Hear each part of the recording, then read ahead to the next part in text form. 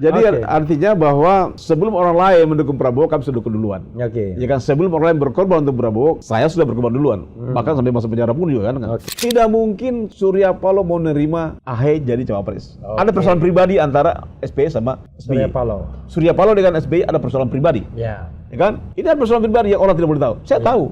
Anies bisa multiperan. Multiperan artinya kalau dia bersifat multiperan, maka dia sebagai artinya satu-satunya presiden yang berperan sebagai integrator. Kita tidak memiliki presiden integrator sekarang.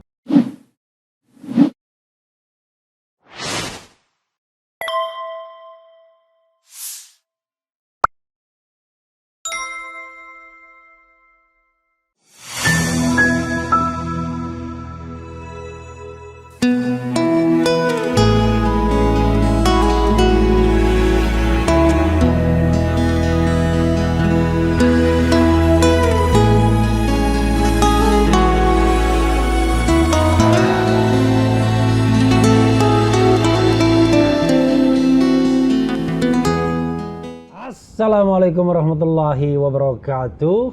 Waalaikumsalam. Sobat RH sekalian, jumpa lagi kita di channel yang keren ini. Keren dan cadas. Ya, sobat RH sekalian, Tamara malam ini ya, yaitu tamu malam Ramadan, kita mengundang ini orang yang lebih berbahaya daripada Napoleon Bonaparte. Apalagi dari Rike Santoso ya, Habil Marhati. Assalamualaikum warahmatullahi wabarakatuh. Waalaikumsalam Bung Refli.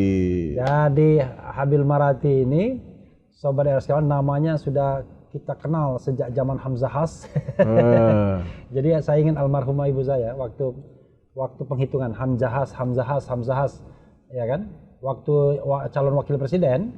Oh gitu ya? Iya, lama-lama dia bilang kok Ham jahat. Ham memang jahat kalau pelajaran Ham ya. Jadi saudara sekalian, Bro Habil Marhati ini sosok yang unik ya. Banyak sejarahnya ya. Kelahiran 7 November. 7 November 62. 7 November 62. Kalau 7 Desember Bro itu KM50 itu. KM50. 7 November 62 ya. Dan pernah menjadi bendahara umum P3 zaman Hamzah Has ya. Iya. Tahun berapa itu, Bro? 2004. 2004 sampai 2009. 2004 sampai 2009. Oh, berarti Hamzah Has tidak lagi wakil presiden dong? Kan sebelum ini kan sebelum berakhirnya masa jabatannya? Bukan, artinya sebelum akhir jabatan, akhirnya. Karena Hamzah Megawati kan 2021 2024. 2004. 2004. Iya. Jadi sebelum berakhir masa jabatan kepengurusan jadi Bro sebagai bendahara umum. Jadi sobat RH sekalian, kalau seseorang ditempatkan menjadi bendahara umum, pasti orang itu miskin. Kalau tidak tajir melintir, luar biasa. Tapi banyak juga cerita tentang beliau ya. Karena itu saya mau urut satu-satu, Bro. Iya. Saya dapat informasi ya dari obrolan kita, tapi ini kan ke publik. Yeah. Bro sudah mendukung Prabowo sejak 2009. Artinya 2009, 2014, 2019. Bahkan ikut juga membidangi lahirnya Gerindra, Gerakan Indonesia Raya. Yeah. Tetapi 2024 kenapa nggak dukung Prabowo? Kan kalau bergabung sama Jokowi peluang menangnya tinggi. Nah, silakan dieksplorasi, Bro. Ya, para pemirsa daripada RH Channel yang keren dan cadas. Ya, betul sekali Bung Refli ya, bahwa Prabowo itu awal-awal dia kembali ke Indonesia dari Jordan kan? Ya. Itu saya kenal Prabowo ini lewat, saya diperkenalkan oleh Heri Pisan. Heri Pisang? Heri Pisan. Heri Pisan ini adalah temannya Prabowo, sama angkatan 73 dia, Kabri. Ya kan? Dia pernah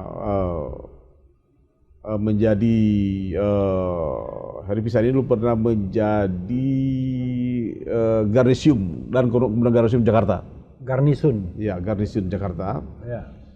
Nah, di awal-awal 2004 itu saya dikenal sama Prabowo. Terus kami sering berdua makan malam dengan Prabowo, cerita mengenai politik. Waktu itu saya masih DPR. Oh, masih anggota DPR. Anggota DPR. Makan malamnya di mana? Di Mulia Hotel. Oh, di Hotel Di Mulia Hotel. Itu di awal Prabowo baru balik dari Jordan. Sorry bro, untuk klarifikasi, bro menjadi anggota DPR 99 sampai 2009. 2009. Dua periode ya? 2 periode. Oke. Jadi awal-awal Prabowo ini dari kembali Jordan ini kan banyak yang tidak banyak teman kehilangan temannya ya, kehilangan. Nah, itu waktu di sekitar dia itu yang akrab itu Fadlizon, Muhdi PR, Glenny Kahuripan. Oke, masih Glenny masih sekarang. Masih sampai sekarang Glenny. Ya, Bambang Kris almarhum. Oke. Agus Gembong, sebenarnya Agus Gembong juga itu. Agus Gembong aktivis? Bukan, Agus Gembong dari Kopassus juga, keluar Kopassus juga. Tapi kan jarang di publik. Tapi saya sama dia sering makan di Mulia situ kan, makan di bawah situ. Jadi saya pernah bilang sama Mas Prabowo, saya bilang Prabowo harus jadi presiden. Itu belum ada, saya sudah bicara duluan. Itu saya bilang Mas Prabowo jadi presiden. Kenapa? Jadi kenapa dulu 2009 mulai kita gagas Prabowo jadi presiden. 2004 kan sudah ikut sebelumnya konvensi Partai Golkar dia sudah ikut. Tapi kan tidak lanjut ya. Tidak lanjut. Okay. Tapi dia masuk itu serius maju itu adalah 2009. Ketika itu sudah ada Partai Gerindra ya. Kalau nggak salah sudah ada 2009 itu sudah ada Partai Gerindra kan. Sudah ada Partai Gerindra. Dulu itu sudah diputuskan Prabowo itu berpasangan dengan Sutrisno Bahir. Itu waktu Sutrisno Bahir adalah. Kenapa ada Partai Gerindra, saudara sekalian? Karena 2009 itu legislatif duluan. Ya, makanya ada Partai Gerindra. Dia berikan partai. Itu dan saya juga ikut membidangi. Ikut membidangi lahirnya Partai Gerindra. Ya itu dulu kita rapat-rapat di mana di Tugu Tani itu hotel Arya Duta. Tugu Tani situ, rapat situ, rapat bicarakan kan. Dan itu memang dimotori oleh Pak Muhdi PR. Bahkan kantor pertamanya ini adalah di Jalan Dharma Wangsa 1 nomor 9 kalau salah. Jalan Dharma Wangsa 1 nomor 9. Itu rumah Pak Muhdi PR. Dan memang Prabowo ini benar-benar menyiapkan Gerindra untuk menjadi kendaraan politiknya. Serius sekali. Sangat serius. Meskipun dia 2009 itu gagal untuk menjadi cawapres karena kurang seat itu waktu kan. Karena gabungan P3, Gerindra dan PAN tidak cukup. Ya kan? Kenapa dulu kita mendukung Prabowo ini? Pertama, ketika Prabowo menjadi Kopassus, kemudian Kopassus dan Kopassus dan dari Barat Merah, dan dia kan sering akrab dengan Pak Margono ini. Ya kan? Akrab sekali Pak Margono dan itu kan. Pak Margono itu siapa? Pak Margono itu kalau dari apa Dewan Dawat atau apa sih ya, lupa ya. Gogon. Gogon kan teman-temannya Fadlizon kan, PBB kan. Ahmad Sumargono. Ahmad Sumargono itu sering diskusi dengan Prabowo dan Fadlizon dengan kawan. Suatu saat Prabowo sempat berbicara bahwa Indonesia ini adalah mayoritas Islam. Oleh karena itu yang berkuasa harus yang Islam. Itulah yang kita menjadi eksplorasi kan. Karena P3 Partai Islam. Karena P3 Islam itu kan. Nah tapi terus 2009 itu kan dia hanya menjadi cawapres yang Megawati kan. Ya kan? Perjanjian batu tulis. Batu tulis, ya kan? Saya tidak mau bicara perjanjian batu tulis gitu kan. Nah terus dia memang Prabowo ini adalah dekat dengan kelompok-kelompok Islam kan. Kelompok Islam memang meskipun dia sesungguhnya soal Islam, syarat Islam itu mungkin jalan dilaksanakan, tapi mungkin esensi substansi daripada mayoritas Islam itu kesimpulan dia harus berkuasa di negeri ini gitu kan. Secara demokrasi kan. Dan dia juga dari Jordania. Jordania kan, mungkin sudah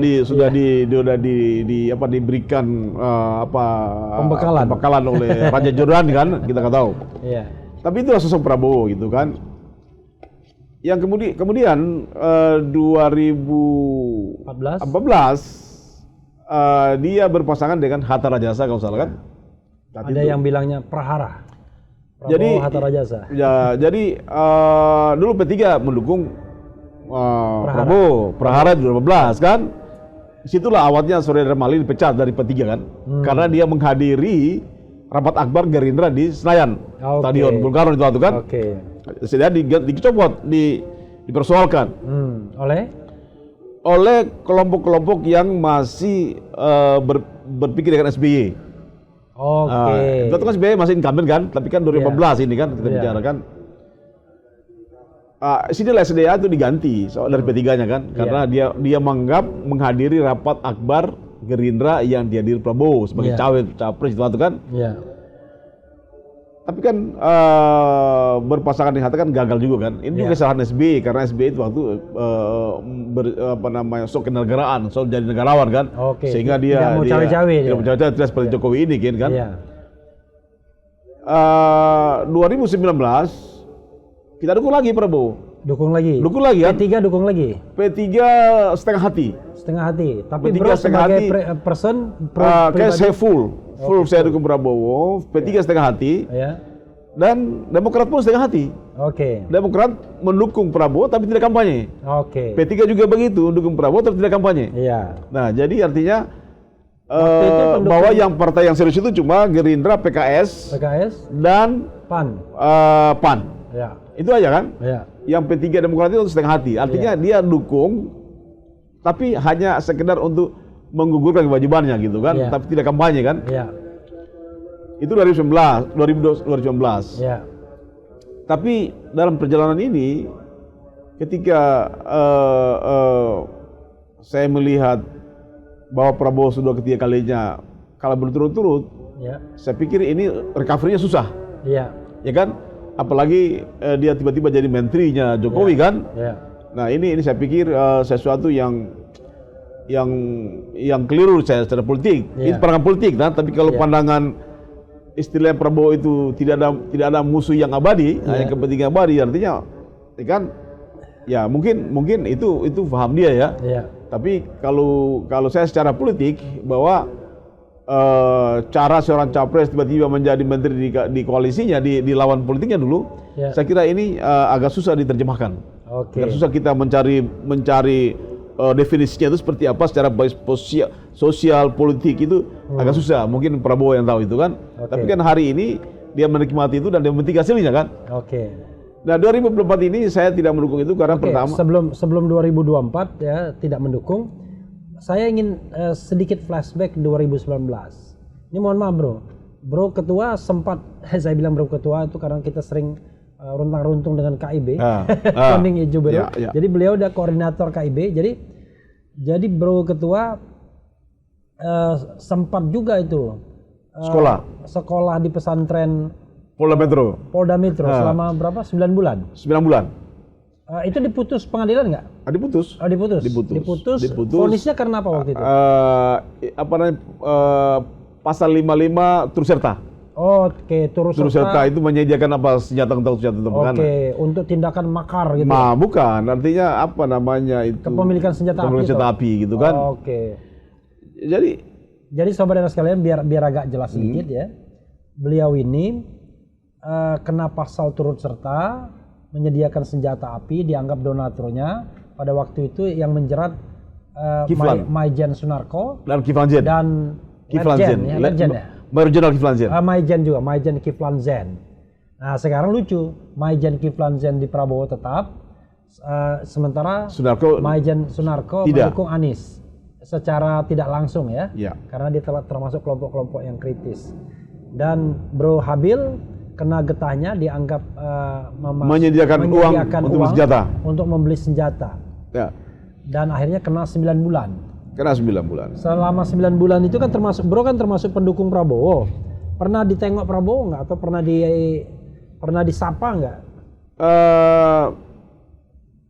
Pernah suatu saat ada rencana mungkin Prabowo sudah ke Polda tapi dilarang masuk.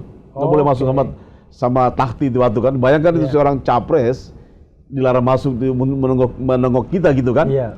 Tapi ada sesuatu yang Bro Refli yang saya perlu menjelaskan tentang hal-hal seperti begini kan. Yeah. Pertama bahwa kasus ini kan memang berawal dari kegiatan demo di Bawaslu. Ya, tanggal 20 Mei, 20 Mei ya. Bulan Mei. 20 Mei soalnya, ya, 20 ya kan? Mei. Ya. Itu kan demo Bawaslu. Saya kebetulan ada di sana, di Bawaslu itu, di Sarinas itu kan. Ya. Saya bersama istri saya itu adalah setelah saya teman-teman aja makan di Padang Garuda di sebelah sana itu kan, di jalan apa namanya itu?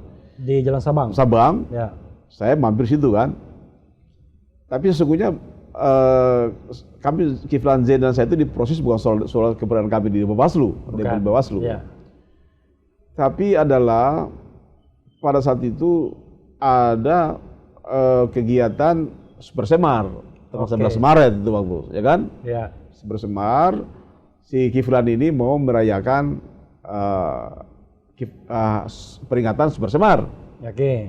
Ya, jadi 2019 itu ya. 2019. Jadi ya kita berikan untuk apa, untuk Supersemar.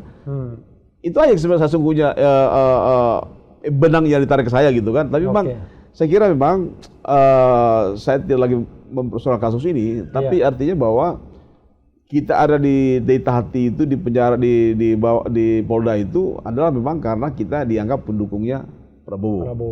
Oke. Ya kan? Kalau alasan bisa dicari-cari kan? Alasan bisa dicari. Iya. Tapi artinya bahwa kita bekerja untuk Prabowo di Jawa Timur itu waktu. Iya. Ya, kita bekerja di Jawa Timur, kita menggunakan ojek, bahkan kita gaji ojek itu 3 bulan sebelum Pilpres kita bayar per bulan. Dari uang kantong pribadi? Kantong pribadi. Sampai berapa M dulu habis? Ya lumayan lah, lumayan kalau untuk beli apa namanya, kalau untuk mensponsori RH Channel mungkin lebih besar sekarang bisa kan. jadi itu tapi itulah. Terus kemudian adalah akhirnya Pak Mudi pun keluar dari Gerindra kan, Mudi PR kan, padahal kan Mudi ini juga peletak dasar berdirinya Gerindra kan. Oke. Malah kan akhirnya dia rebutan dengan partai dengan Tommy kan. Iya. Jadi itu. Jadi apa yang saya mau sampaikan dalam menyampaikan informasi tentang mengapa 2000. Sorry, ini pasti pemirsa curious ya. Tadi ojek berapa yang disewa? Ada sekitar 1.000 ojek. 1.000 ojek 3 bulan? 3 bulan. Satu ojek ada 1 juta, ada 500. 1.500.000 per bulan? Ada 1 juta, ada 500. Per bulan? Per bulan, selama 3 bulan. Jadi satu ojek itu kalau di rata-rata berarti kan misalnya ada yang 3 juta, ada yang 1,5 juta? Nah, ada 500, ya. Ada 1 juta. Ya, kalau selama 3 bulan. Oh iya, selama 3 bulan. Ya kan? Kalau kita kasih mediannya aja 2 juta. 2 juta. 2 juta dikali? Kali 1.000. Itu saya nggak ngerti. 1.000 ojek. 1.000 itu untuk door to door. Ya, 2 juta kali 1.000 itu kan 2 miliar. 20 miliar. 20 miliar. Bayangkan, saudara sekalian. Jadi bisa dibayangkan kan? Jadi untuk pemenangan Prabowo luar biasa ya. Oke. Ya, 2009 itu kan cerita masa lalu ya. Sekarang kita menghadapi ke depan adalah. Oke, sekarang kita mulai edisi. Kenapa tidak dukung Prabowo tapi dukung Anies? Padahal kita tahu dukung Anies itu jalan terjal. Jalan terjal dan mendaki. Nah, kalau ini kan jalan landai dia, bahkan jalan tol. Jalan tol. Nah, one way ticket. Nah, coba. Ya kan? Gimana? Jadi kekecewaan saya dengan bahkan masih ingat Refli kan ketika kita sama-sama di almarhum Reza Ramli. Iya. Prabowo kan sebenarnya zaman saya kan? Iya. Masih tinggal di Pondok Indah. Iya. Karena memang rumah saya dulu tempat pertemuannya Prabowo dengan yang lain-lain. Oke. Rumah saya di Pondok Indah dulu dipakai untuk ketemu Prabowo, ketemu Aksa, macam-macam. Jadi saudara sekalian, waktu Prabowo datang, yang ditegur kita berdua. Kita berdua aja, yang lain enggak? Yang lain enggak. Kalau dia janji podcast sama saya. Iya. Jadi artinya bahwa sebelum orang lain mendukung Prabowo, kami sudah dukung duluan. Oke. Ya kan, sebelum orang lain berkorban untuk Prabowo, saya sudah berkorban duluan. Bahkan sampai masuk penjara pun juga kan. Oke. Nah, Lalu kenapa saya berpikir ke Anies Iya. dan Caimin kan? Iya. Dan begini, Prabowo ini kan dalam pandangan pemahaman politik kita, dia sudah mencapai puncak politik karya politiknya. Oke. Ya, dari 2009, 2014 dan 2019. Iya. Ya kan, ini kan belum ada yang 3 kali berturut-turut kalah terus maju terus. Iya. Ya kan? Saya pikir ini sudah saatnya mestinya Prabowo itu mendukung Anies. Karena Anies, saya pikir Anies dan Gubernur DKI Iya. gampang bagi Prabowo untuk mendukung Anies. Iya. Ya kan? Tapi kan tiba-tiba Prabowo maju kan? Maju, tapi dia maju setelah dia menerima tawaran untuk jadi menteri Jokowi. Kalau saya tidak tahu apakah kalau dia tidak jadi menterinya Jokowi saat itu, dia masih beroposisi dengan Jokowi, mungkinkah Prabowo akan maju capres hari ini? Oke. Ini pertanyaan kan? Iya, iya. Artinya jangan sampai masyarakat menyimpulkan bahwa Prabowo ini maju karena didukung dengan Jokowi kan? Iya. Ya kan? Iya. Pertanyaan sebaliknya adalah, mungkinkah Prabowo ini akan mencalonkan diri bila dia masih di luar pemerintahan Jokowi? Oke. Ini kan Saya bisa jawab itu, Bro. Jadi jawabannya adalah one day dia bilang bahwa ngapain katanya kalau tidak didukung oleh Jokowi atau didukung oleh pemerintah, ngabisin duit aja katanya. nah berarti kan Prabowo ini dorong maju karena didukung Jokowi, bukan Ya. didukung rakyat. Ya. Ya kan, itu mesti begitu. Makanya dia anaknya dia tunggu kan? Ya, makanya Iya. makanya berarti memang ini sudah didesain sejak awal kan? Iya. Ya kan? Ini kan bukan by incident, Iya. by design. Iya. Ya kan? Jadi majunya Prabowo didukung dengan Jokowi adalah by design. Oke. Jadi artinya masuknya Prabowo di kabinet juga by design. Ya kan? Ya. Nah, Gibran menjadi cawapres adalah by design. Jadi Oke. jadi ada desain ini mau kemana ini bangsa? Kan itu pertanyaan kan? Iya. Ya. Nah, oleh karena itu dengan gabungnya Prabowo ke Jokowi, saya tidak lagi mendukung. Oke. Nah, itu banyak teman-teman mendukung lagi, bukan karena Prabowo-nya ya. Iya. Tapi ada 2 hal yang saya tidak dukung. Pertama adalah secara politik Prabowo ini telah mencapai puncak karirnya politiknya ketika 3 kali berturut-turut gagal menjadi presiden. Iya. Nah, dia recovery kaptif politiknya recovery ketika dia dukung Jokowi sama Gibran. Iya. Nah, ini kan dia recovery kan? Iya. Ya kan? Ini yang kami tidak mau gitu. Saya lari ke Anies. Kenapa lari ke Anies?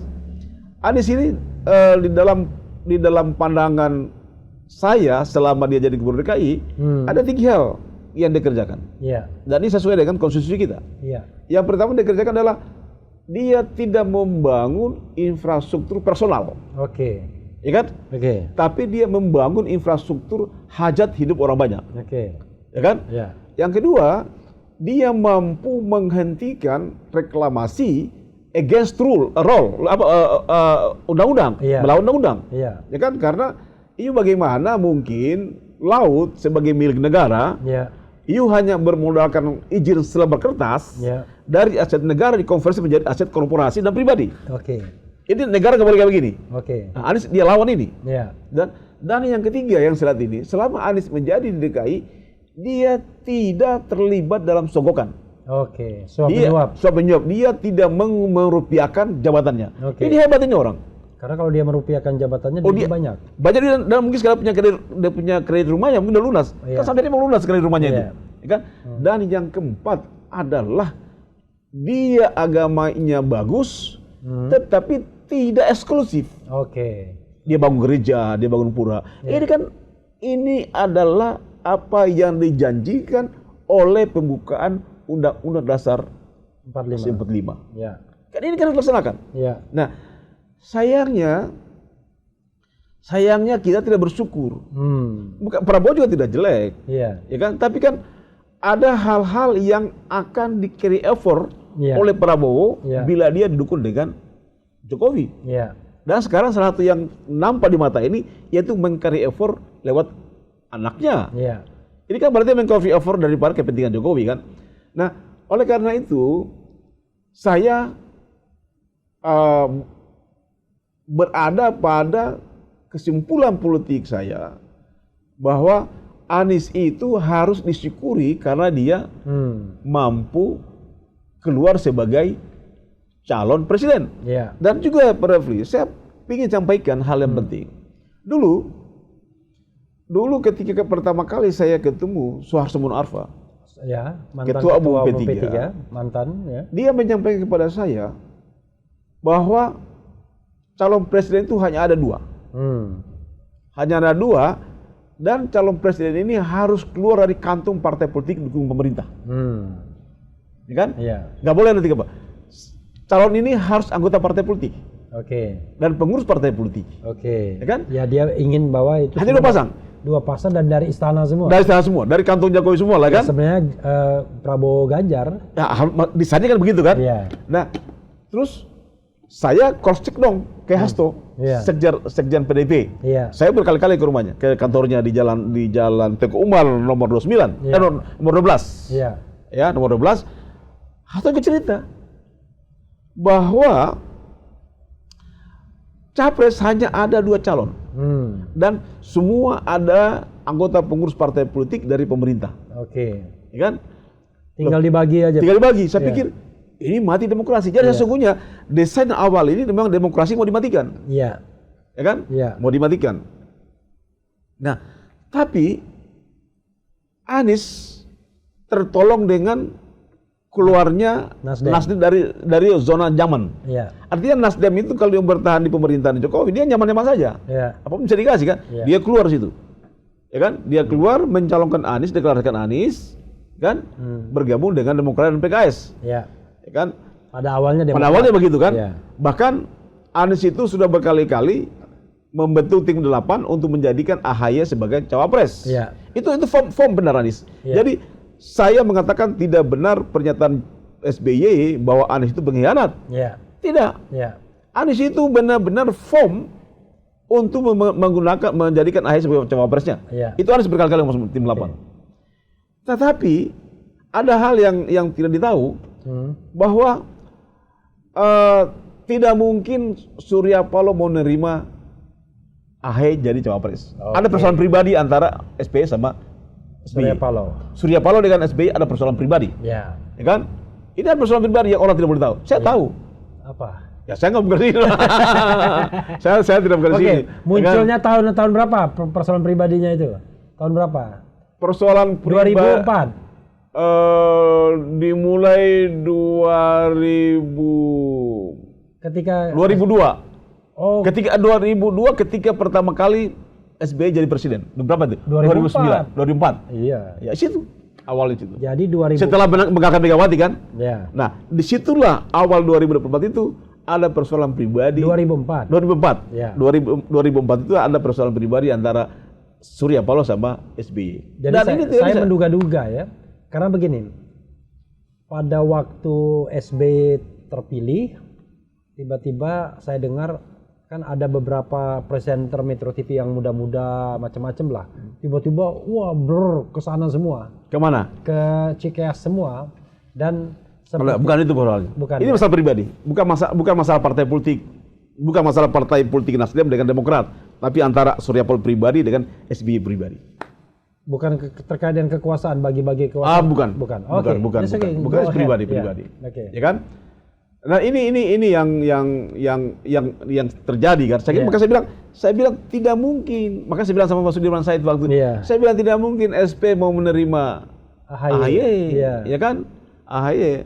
Dan saya juga ketemu juga Rahmat Ali juga. By the way, SBY sama Surya Paloh itu nggak pernah ketemu ya memang? Nggak pernah. Memang ada yang persoalan. Ketemu itu kan cuma AHY doang. AHY ya nggak pernah. Jadi Ahmad Ali pun wakil ketua Nasdem, ketua umum Nasdem itu memang tidak mau juga AHY, ya kan? Nah, oleh karena itu ketika KIB kita tes water, testing the water, ke kantor Demokrat, saya ingin tahu reaksinya partai politik. Ternyata yang bereaksi keras itu Nasdem. Itu artinya memang tidak mungkin satukan. Oke. Ya kan? Kita sepolitisi juga dong, kita harus tahu peta ini mau kemana kan?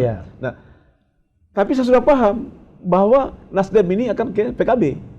Oke. Ya kan? Akan PKB. Iya. Jadi, nah, oleh karena itu, jadi artinya kalau kita kembali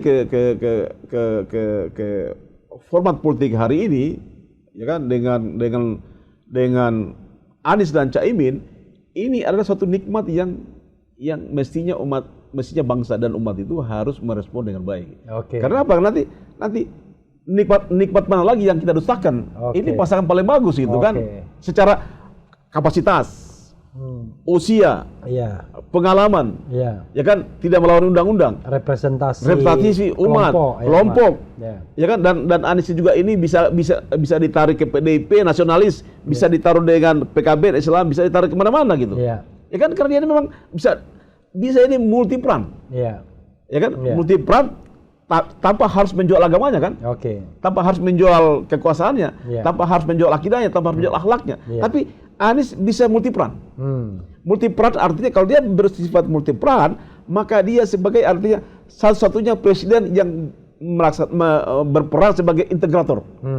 Kita tidak memiliki presiden integrator sekarang, ya kan? Prabowo dan Gibran bukan integrator, ya kan? Karena against rule, against undang-undang konstitusi kan kiprahnya. Jadi artinya Anies ini multiperan yang bisa mengkanalisasi sebagai presiden yang integrator.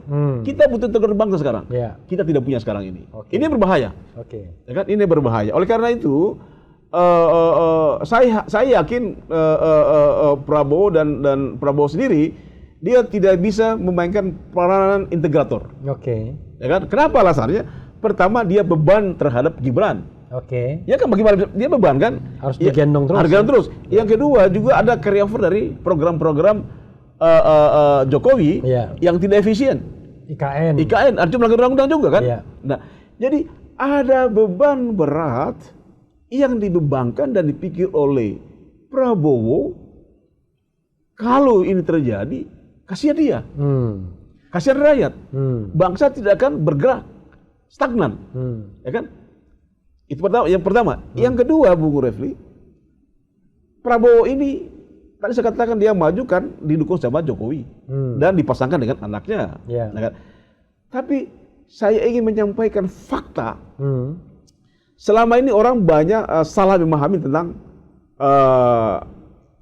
ketahanan sosial, perlindungan sosial. Ada anggaran, selama itu mengatakan bahwa seakan-akan anggaran 498,5 triliun itu semata-mata untuk sembako.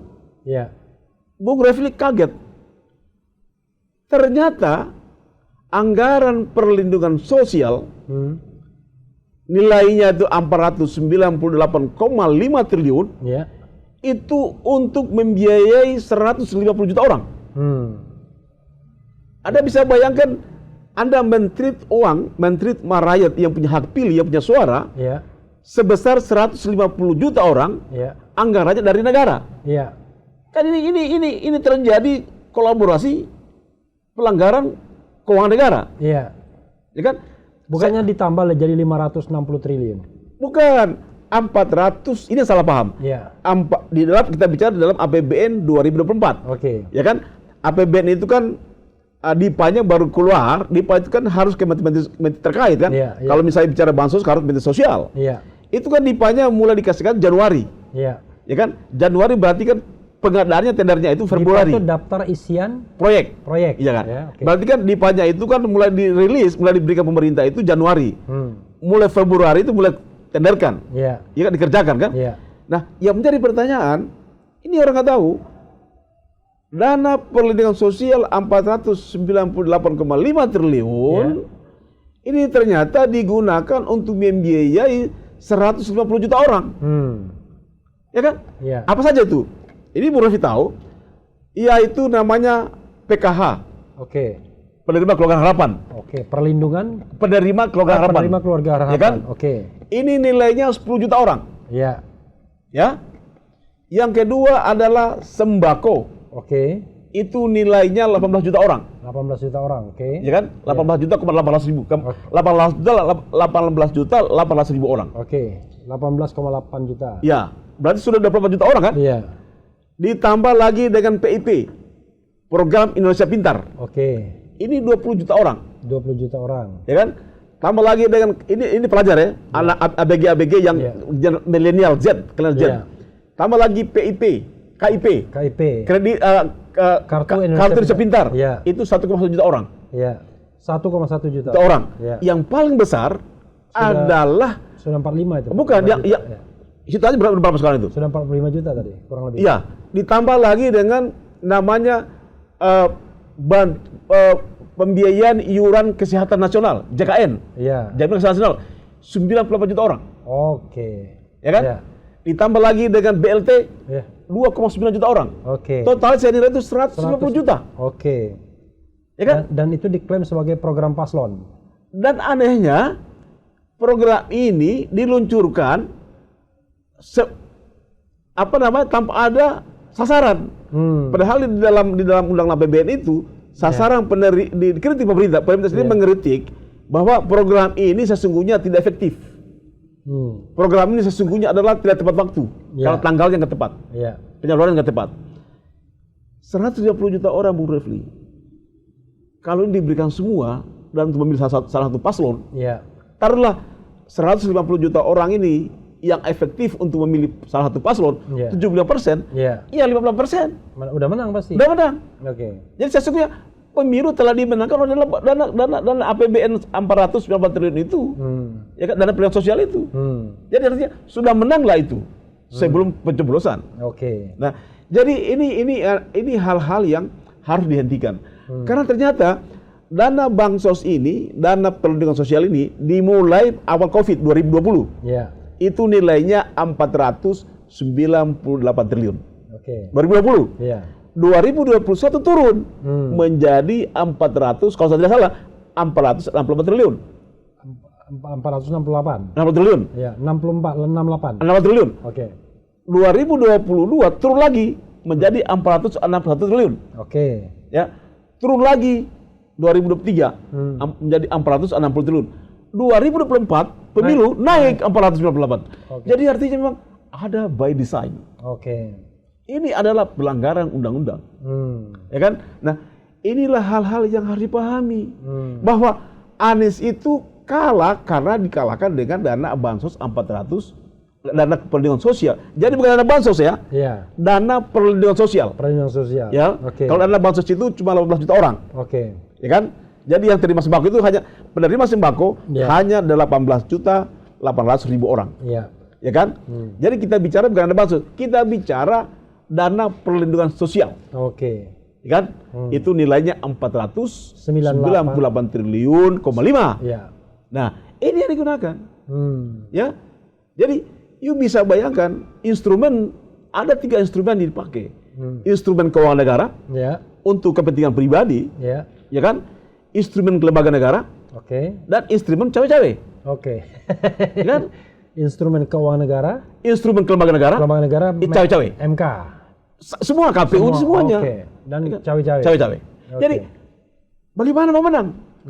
Jadi demokrasi telah mati. Kan? Jadi partai politik tidak mati juga. Mati tak mau, hidup segan. Tapi begini bro ya, yang menarik adalah ketika bro tahu itu 498,5 triliun itu kapan tahunya? Loh, saya sudah kampanyekan di mana-mana. KIP kan sudah kampanye kan? Bahwa ini. Kan kita udah tahu nih bahwa pemilu tidak fair. Pasti kalah. Tapi kok bro masih semangat aja? Saya sudah sampaikan ke tim. Saya bilang, ini kita akan mungkin, masih kan rapat terakhir di Sultan.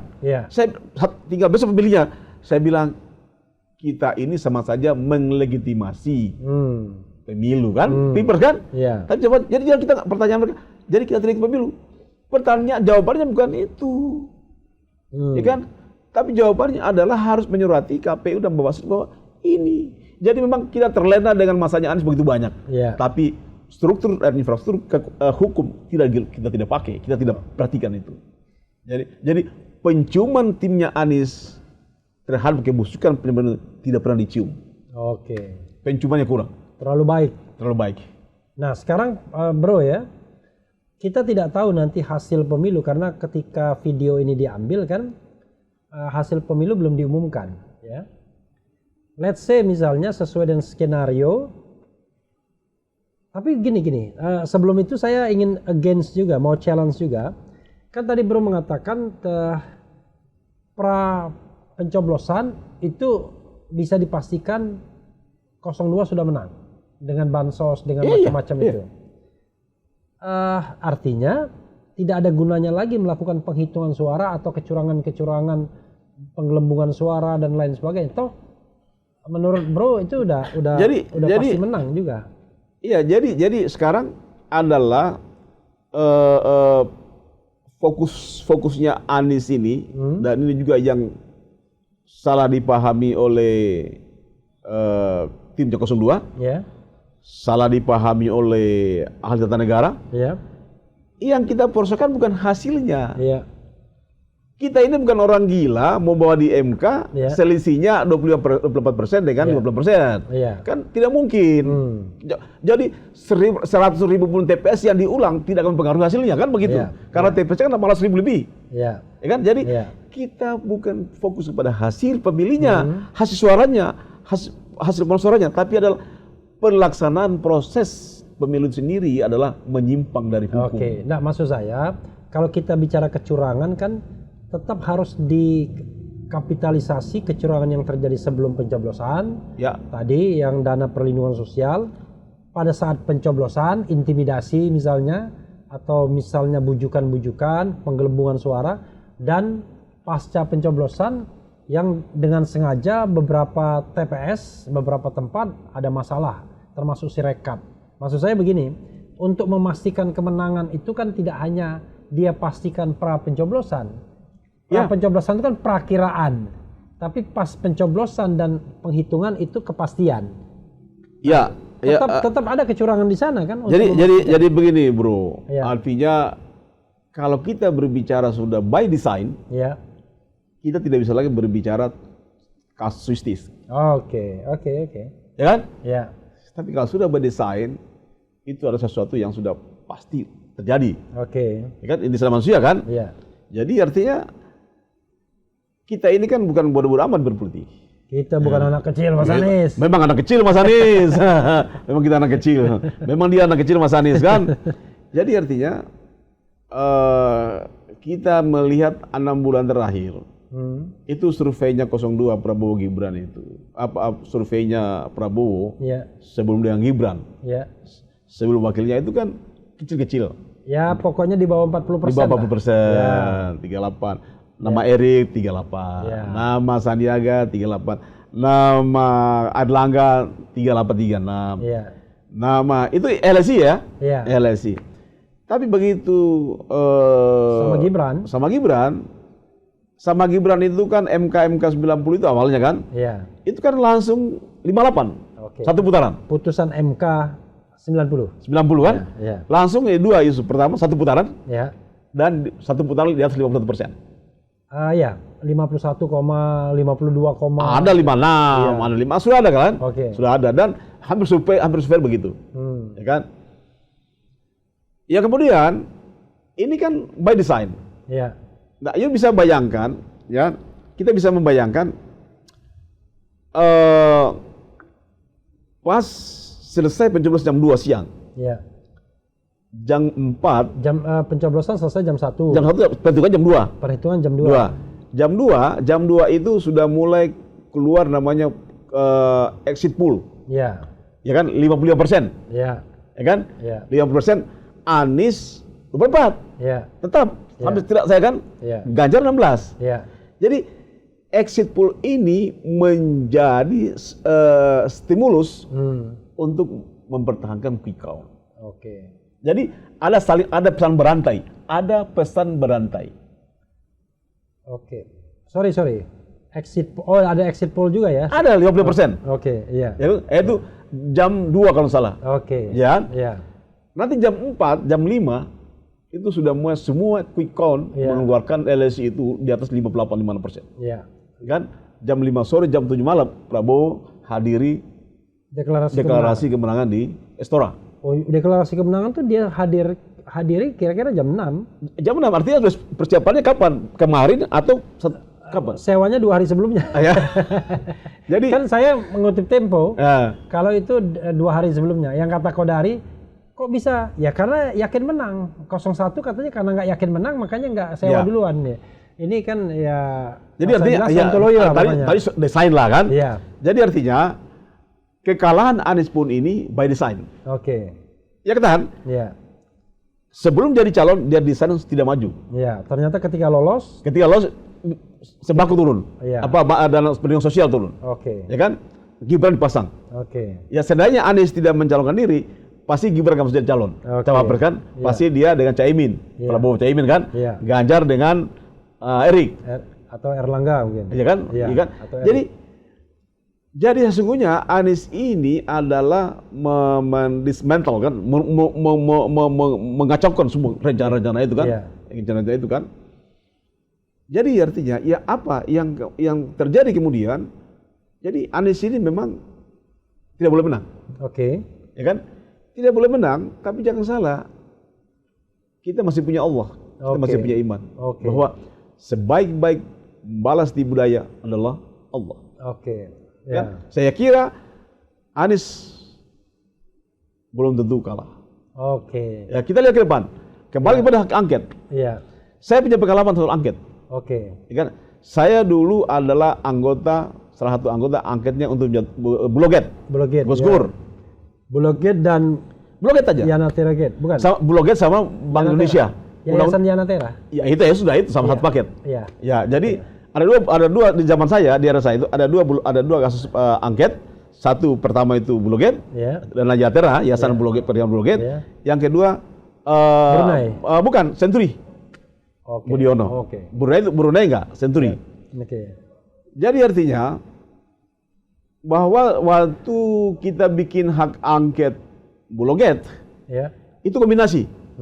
Kombinasi antara hak angket, interpelasi, dan hak bertanya. DPR. Dan ini kemungkinan terjadi juga. Kemungkinan terjadi. Jadi kemungkinan ini kombinasi juga bahwa ada yang membuktikan secara angket penyelidikan, panggil semua orang, ada juga interpelasi, memanggil presiden. Ya kan? Angketnya sedang berjalan, proses angketnya berjalan, tapi presiden pun dipanggil di dalam forum interpelasi. Ya kan? Tidak proses interpelasi, orang akan bertanya soal pernyataan presiden tadi. Nah, ini Bung Refli bisa menjadi skenario atau bukan skenario, penyelesaian politik kecurangan secara menyeluruh. Ya, jadi angket ini jangan dipandang untuk menjatuhkan atau menghalangi Prabowo jadi presiden. Tapi ini adalah penyelesaian politik secara menyeluruh siapa yang melakukan pelanggaran terhadap undang-undang. Kalau ini kita masih pegang undang-undang, maka semua anak bangsa itu harus berpegang pada aturan main. Ya kan? Jadi artinya siapa di dalam proses pilpres ini yang menyalahgunakan undang-undang. Kan itu aja. Itu saya kira dari yang paling penting. Jadi rekomendasinya Buloget ini akan menghasilkan bahwa terjadi penyimpangan atau pelanggaran terhadap konstitusi dan undang-undang. Cukup itu aja. Tapi jangan Buloget, bro. Angket. Tadi antum bilang iya bahwa hak angket kecurangan pemilu ini, ya kan? Ini akan menyelesaikan keseluruhan kecurigaan tentang pemilu pilpres. Ya kan? Saya kira itu. Bro, artinya Anda tidak menyarankan maju ke MK? Begini, MK itu adalah bisa saling feeding. Antara TSM sebelum pencoblosan, kalau di sana adalah TSM konstitusi. Jadi beda ya. Kalau di sana itu mekanisme pencalonan, penerimaan calon, ya kan, penggunaan Undang-Undang Nomor 7 2017 dan PKPU, proses penerimaan calon tentang pengujian MK 90. Kalau di sana adalah siapa yang menyuruh membuat MK 90? Diangket. Ya kan? Ini akan dipanggil semua. Jadi Said Ardi akan dipanggil, Paman Usman akan dipanggil. Ini siapa yang akan dipanggil tadi pertanyaan?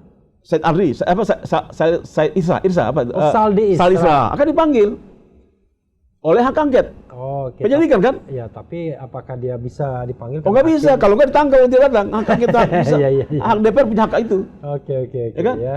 Nah ini Anda bisa bayangkan itu. Jadi oleh karena itu saya yakin bahwa Anies juga adalah memiliki hak politik, hak konstitusional untuk menerima penjelasan dari lembaga politik DPR tentang kesimpulan daripada hak angket. Pertanyaannya adalah, Anda yakin angket itu akan berjalan?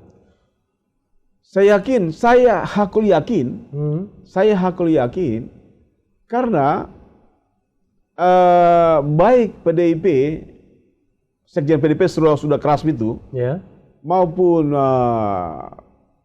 PKB, PKS dan Nasdem, itu kan terang-terangan mereka akan menggulirkan dan setuju hak angket. Ini untuk pemulihan Bung Rofli ya. Ini bukan untuk mengganjal siapa, tapi pemulihan secara totalitas agar undang-undang ini benar-benar berfungsi dan baik.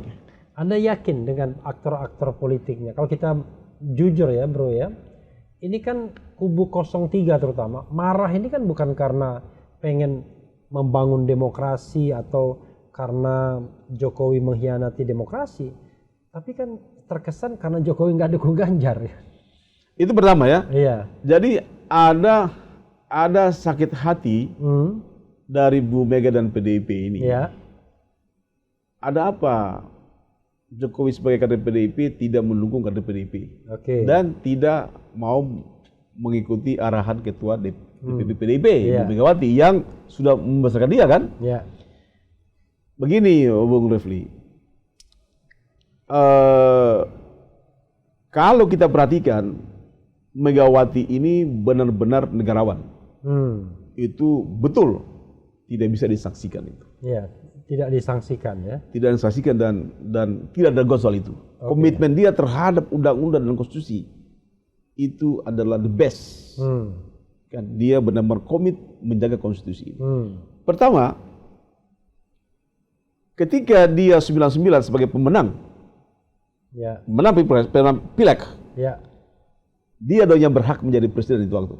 Ya, paling tidak. Meskipun konstitusi tidak mengatur itu, bahwa partai pemenang pemilu harus menjadi presiden, nggak ada itu kan. Dan dia kalah dalam penghitungan suara.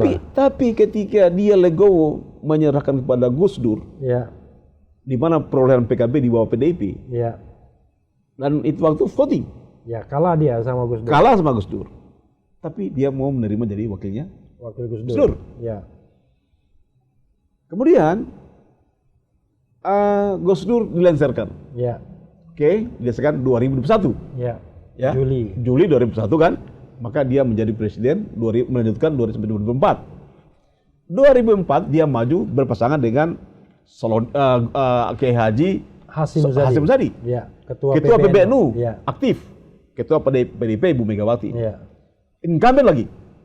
Anda bisa bayangkan, bisa kalah dengan SBY menterinya, yang dianggap dia memotong Megawati kan.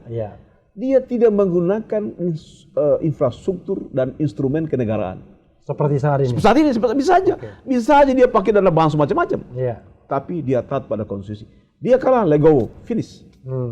Dia membangun partainya jadi oposisi selama 10 tahun sama SBY. Nggak ada masalah. Ini negarawan.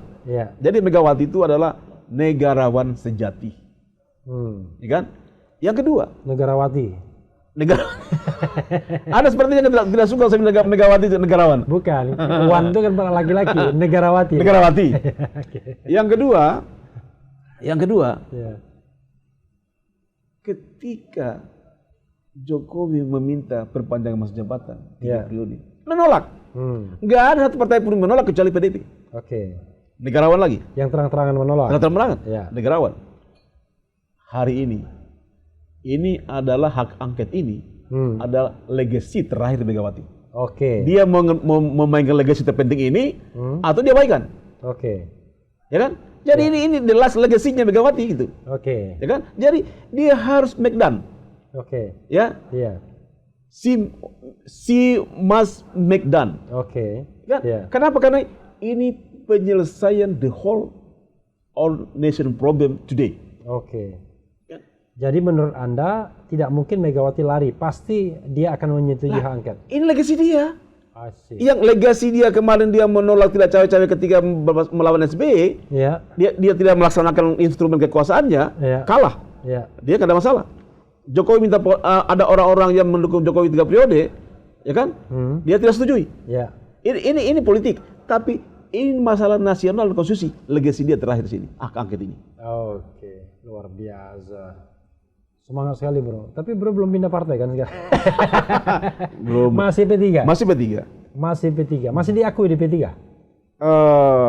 Saya tidak mengakui mereka kembali. Jadi satu-satunya orang struktur formalnya dia balik. Dia yang tidak mengakui, bukan struktur formal. Terbalik. Bro, by the way, Anda habis belasan puluhan miliar juga untuk kampanye Anies kan? Ya, itu kan kita anggap saja itu sebagai apa namanya zakat. Oh, oke. Zakat. Tapi, sebagai apa namanya hibah. Bukan zakat, apa namanya? Apa? Infak. Kalau zakat beda lagi. Infak. Tapi bro ya, orang bilang, wah ini Habil Marati orang bodoh. Setiap yang dia dukung kalah, ya kan? Oh tapi ini belum kalah ya? Belum kalah dong. Belum kalah ini. Siapa tahu yang dilantik Anies Baswedan. Belum kalah. Oke. Iya. Bro. Nah. Ini bulan puasa ini apa aja kerjaan biasanya? Iya, tadarus. Oke. Ngaji. Tadarus sama ngaji sama itu? Lain, kalau ngaji itu kan berarti sendirian. Oh, nah, kalau tadarus kan rame-rame, kan? Iya, oke. Ngaji, tadarus. Ya.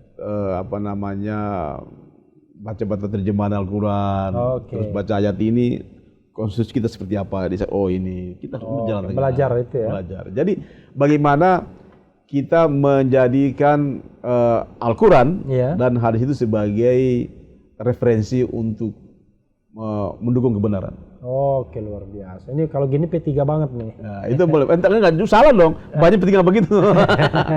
Tapi ngomong-ngomong, hari pertama sebelum puasa, bro pulang kampung ya? Ya cuma ke Muna ya? Ke Muna. Muna apa? Munafikun. Muna di Sulawesi mana? Tenggara ya. Itu kampung halaman ya? Kampung halaman. Lahir di sana kampung halaman. Ada pesawatnya ada ya? Ada pesawat. Ada pesawat. Kata ada joki orang Muna. Jadi ketika pesawat mendarat rusak pesawat itu. Ada. Jadi montirnya itu skor kepalanya. Baru perbaiki atau jaga balik. Jadi pesawat masih jalan dia perbaikin. Luar biasa ya. Luar biasa orang Muna. Jadi itu luar biasa. Jadi memang saya kira kita demokrasi kita harus kembali kepada kearifan lokal. Yaitu kita kembali kepada Undang-Undang 45 dan menggunakan sila keempat Pancasila. Oke. Musyawarah mufakat. Jadi presiden tidak usah dipilih langsung? Maksudnya? Tidak usah, cukup MPR saja. Musyawarah mufakat. Oke, luar biasa. Ya, ini untuk menghindari musyawarah mufakat di antara para alim ulama kan? Bisa jadi. Antara orang-orang hebat. Lurus. Ya. Bukan di antara para penjahat. Bukan. Jadi kalau musyawarah di antara para penjahat nggak ada gunanya. Nggak ada gunanya. Musyawarah di antara sebanyak-banyakan duit juga nanti. Di antara ulama.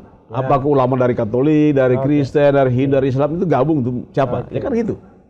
Ya oke, tapi itu memang perdebatan luar biasa ya. Nanti harusnya kita mendorong atau mengundang orang yang memang punya pemikiran memang ke arah sana ya. Karena begini bro. Ya. Kalau kita mengacu kepada Undang-Undang Dasar 45, ya. Itu Republik Indonesia tidak mengenal istilah daerah, tidak mengenal istilah perwakilan daerah, tapi dia adalah putusan daerah dan negara persatuan.